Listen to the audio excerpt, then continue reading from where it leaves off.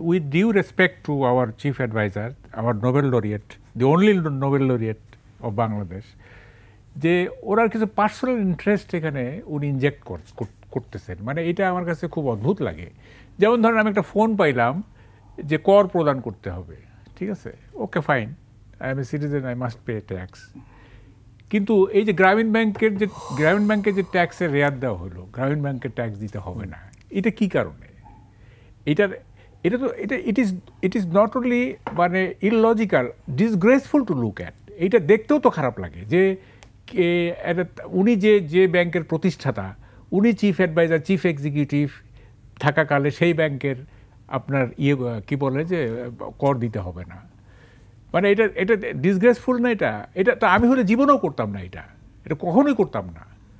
কারণ এটা তো মানে এটা মিলাবে, সবাই অঙ্ক মিলাবে যে উনি গ্রামীণ ব্যাংকের প্রতিষ্ঠাতা, উনি এটা করে ফেলছেন। তো এই যে পার্সোনাল ইন্টারেস্ট ইনজেক্ট করা, এটা মানে রাষ্ট্রের কল্যাণ করতে গিয়ে আমি যদি আমার পার্সোনাল ইন্টারেস্টকে করি, মানে পার্সু করি, তো এটা তো ঠিক না। তো এখন এই যে চিটাগাংয়ের যে ব্যাপারটা, বা ধরেন যে নন এনজিও প্রধান, এটা তো অনেকে বলে এনজিওগ্রাম অনেকেই বলে।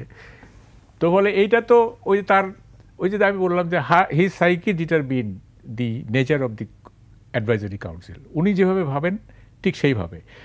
তো এইটা তো হয় না। উনি যেহেতু পলিটিক্স করেননি কখনো, he never was involved in politics. একবার চেষ্টা করছিলেন, পরে বাউন্স করতে কারণে উনি রিট্রিট করছেন। তো উনি কখনোই তো পলিটিক্স করেন নাই। আর মোরওভার উনি তো দেশে খুব কম ছিলেন, দেশের বাইরে উনি ওনার বিরাট একটা মানে জগৎ আছে দেশের বাইরে, হ্যাঁ। এবং আমি তো মনে করি যে উনি বিদেশকে যত চেনেন, বাংলাদেশকে অত চেনেন না। এটা আমার পার্সোনাল হ্যাঁ। বাংলাদেশকে চেনার জন্য বাংলাদেশের মাটির সঙ্গে থাকতে হবে। হ্যাঁ, গ্রামীণ ব্যাংক করতে গিয়ে উনি গ্রাসরুট লেভেলের যে ওয়েমেন, তাদের সঙ্গে একটা ইন্টারাকশন হয়েছে ইত্যাদি। That is not enough.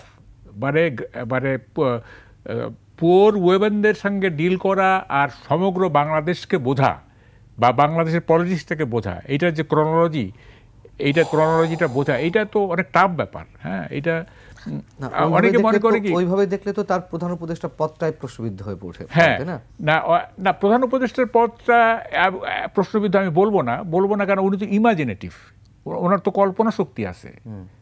হ্যাঁ, উনি really he is an imaginative person. অঞ্চল দেখে মন্ত্রী পরিষদের সদস্য নেওয়া উচিত নাকি যোগ্যতার ভিত্তিতে সদস্য নেওয়া উচিত? 19-20 যদি হতো বা 18-20 যদি হতো, তাইলে কিন্তু প্রশ্ন উঠতো না। এখানে হয়ে গেছে কি আপনার 50-50, হ্যাঁ, 10-10। হ্যাঁ, 19-20 হলে কোনো ব্যাপার ছিল না।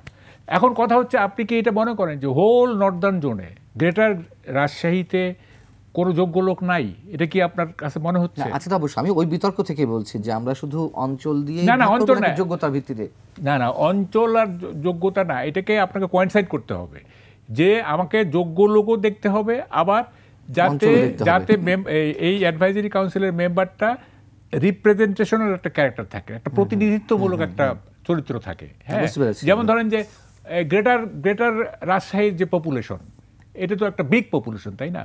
তো ওই পপুলেশন তো একটা রিপ্রেজেন্টেশন থাকা দরকার। কারণ আপনি তো শুধু রাষ্ট্র সংস্কারটা কি, আপনাকে তো কোন অঞ্চলে অবস্থাটা কি, ডিসপ্যারিটিটা বুঝতে হবে, বৈষম্যটা তো বুঝতে হবে, তাই না?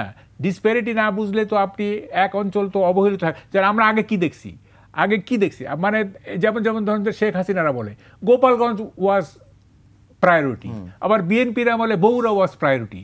This is unfair. আপনি এটা তো মানে রাষ্ট্রটা তো গোদরোগী না, হ্যাঁ, যে পা ফুলে একাকার হয়ে যাবে আর সারা শরীর শীর্ণ থাকবে, এটা তো গোদরোগী না। ফলে আপনাকে তো যদি ইকুইটি আনতে হয়, ডিসপ্যারিটি যদি আপনাকে রিমুভ করতে হয়, তাহলে তো আপনাকে মানে এক ধরনের ইকুইলিব্রিয়াম মেনটেন করতে হবে, যে সারা দেশকে আপনাকে হিসাবে আনতে হবে। ঠিক হয়, আমি একটু ব্যস্ত।